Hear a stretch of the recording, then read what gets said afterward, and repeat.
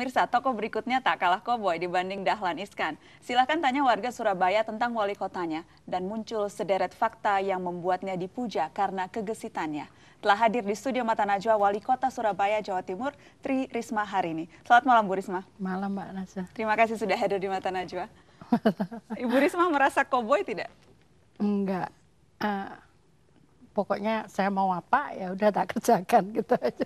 Kan Ibu terkenal nih kalau mengerjakan sesuatu langsung sampai ikut campur ke hal-hal yang sangat detail. Kalau ada kebakaran ikut usung-usung selang pemadam kebakarannya.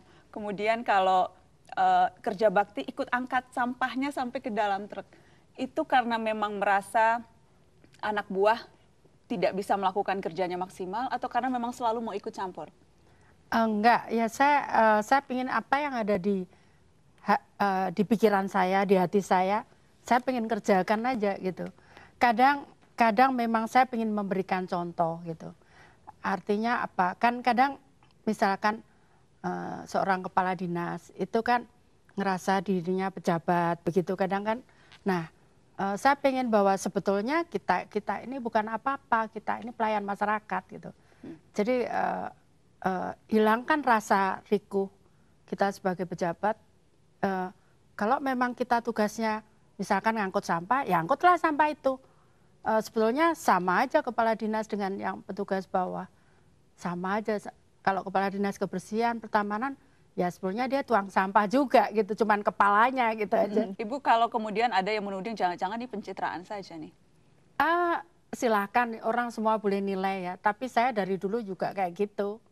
Saya pengen apa, waktu saya kebersihan saya lebih hitam dibandingkan hitam sekali saya karena saya di lapangan, saya juga nyapu sama mereka. Suatu saat saya nemukan kenapa baru disiram sebentar air sudah tumpah ke jalan. Ternyata setelah tak lihat, oh airnya enggak bisa masuk karena tanahnya tuh terlapisi minyak sehingga air enggak bisa merembes ke dalam tanah. Nah tanamannya kan mati. Kayak gitu-gitu dia kan nggak tahu. Tapi setelah saya analisa, oh ini begini. Jadi kamu harus lakukan ini, kayak gitu. Jadi sampai hal yang sangat kecil sekalipun, Anda tidak merasa bahwa ada hal-hal kecil yang seharusnya memang ini porsinya kepala instansi terkait, bukan porsi wali kota? Enggak. Jadi saya juga kadang sendiri Mbak jalan. Saya nggak ada kepala dinas, saya cuma sama ajudan. Saya datangi orang-orang itu sendiri saya. Orang yang nggak mampu, orang yang itu tak datangi, ada masalah apa.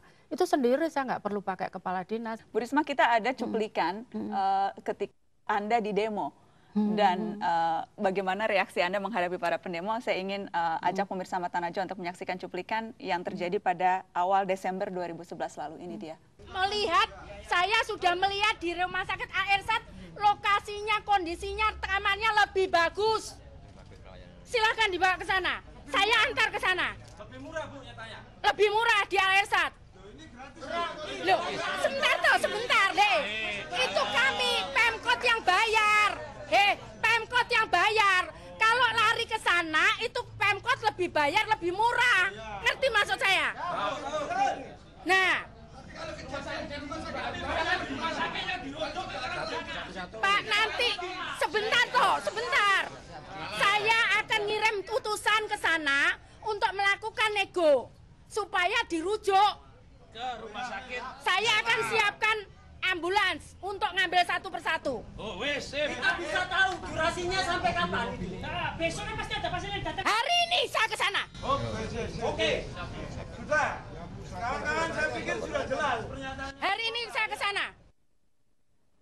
Bu Risma, kalah galak yang demo lebih galak wali kotanya yang di demo.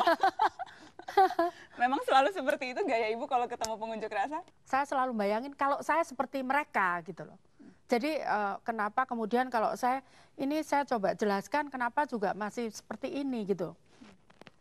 Jadi akhirnya kan juga saya tetap manusia biasa begitu kan, yang yang juga bisa marah gitu, ya bisa itu. Itu tadi wali kota sedang marah, apa wali kota sedang bicara biasa, atau itu tadi gambarannya karakter Bu Risma yang seperti apa sih?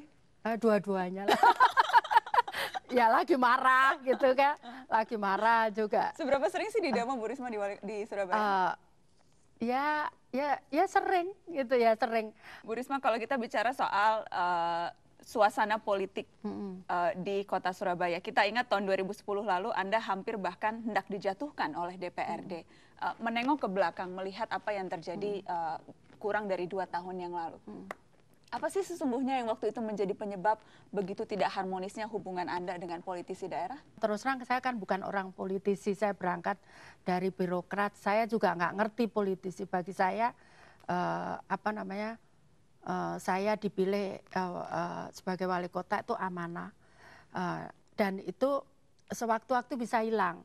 Jangankan jabatan saya, nyawa saya aja bisa hilang kalau sewaktu-waktu Tuhan mengambilnya, gitu kan. Ini semua titipan. Jadi kalau bagi saya ya sudah, pokoknya saya memberikan yang terbaik dari saya, pikiran saya, semua tenaga saya yang terbaik untuk masyarakat. Ya sudah itu gitu. Anda merasa bukan politisi, tapi kan wali kota ini jabatan politik, dan seringkali di jabatan politik harus ada kompromi-kompromi yang dilakukan. Seberapa jauh Anda akan melakukan kompromi itu? Ya, jadi begini, kalau itu prinsip menurut saya, karena saya memikirkan masyarakat itu enggak bisa. Saya bangun sesuatu tuh saya pikirkan dampaknya tuh 50 tahun, 100 tahun yang akan datang. Saat saya nggak ada nanti itu, jangan sampai apa yang saya tinggalkan itu kemudian merugikan masyarakat. Itu yang saya pikirkan. Jadi meskipun jabatan saya 5 tahun, tapi saya tidak pernah membuat perencanaan hanya untuk 5 tahun. Bu Risma, visi misi Anda ini kan tapinya tentunya harus juga mendapat dukungan dari politisi-politisi di daerah, terutamanya mereka yang memegang wewenang anggaran di DPRD. Dan akan sulit mewujudkan apa yang Anda inginkan kalau penentangan demi penentangan terus saja dilancarkan oleh politisi-politisi ini. Ya alhamdulillah sekarang ini enggak, Mbak. Setelah mereka tahu bahwa saya tidak punya kepentingan di sini. Sekarang sudah lebih jinak, Bu, politisinya? Ya sekarang alhamdulillah kami sudah bisa bekerja sama dengan baik, bahwa saya juga tidak ada gesekan yang berat gitu. Malah mereka kapan itu bisa dikirim gitu. Jadi apa kira-kira yang mengubah sikap dari awalnya menentang habis-habisan sampai mau dijatuhkan padahal baru beberapa bulan dan sekarang sudah menjadi baik? Ya mungkin karena mereka sudah tahu visi misi saya juga tidak punya kepentingan.